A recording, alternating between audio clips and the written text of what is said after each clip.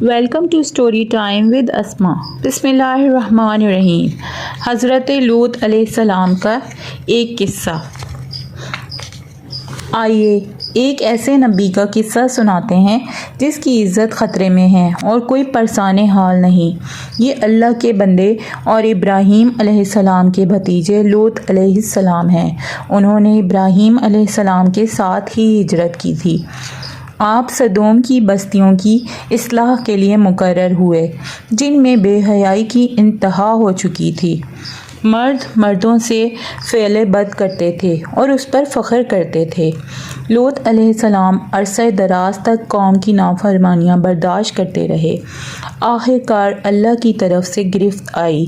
ہوا یوں کہ فرشتے خوبصورت لڑکوں کی شکل اختیار کر کے قوم میں آ گئے۔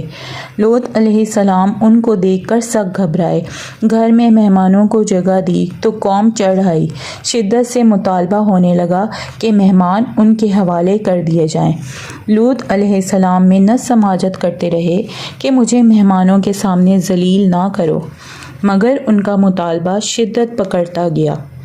کرتے رہے کہ مجھے مہمانوں کے سامنے ذلیل نہ کرو، مگر ان کا مطالبہ شدت پکڑتا گیا۔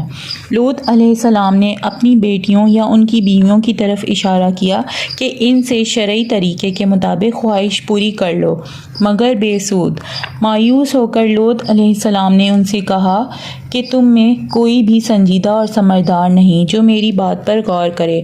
آپ آہ بھر کر بولے، کاش میرے لیے کوئی مضبوط قلعہ ہوتا جہاں میں پناہ لے لیتا۔ رات ہو گئی۔ یہ لوگ صحن میں دیوار پھلانگ کر گھر میں داخل ہو گئے اور دروازے توڑنے لگے تو لوط علیہ السلام نے اللہ سے مدد چاہی۔ اب قرآن سنو۔ رب انصرنی علی القوم المفسدین۔ اے میرے پروردگار، اس قوم مفسدین کے خلاف میری نصرت فرما۔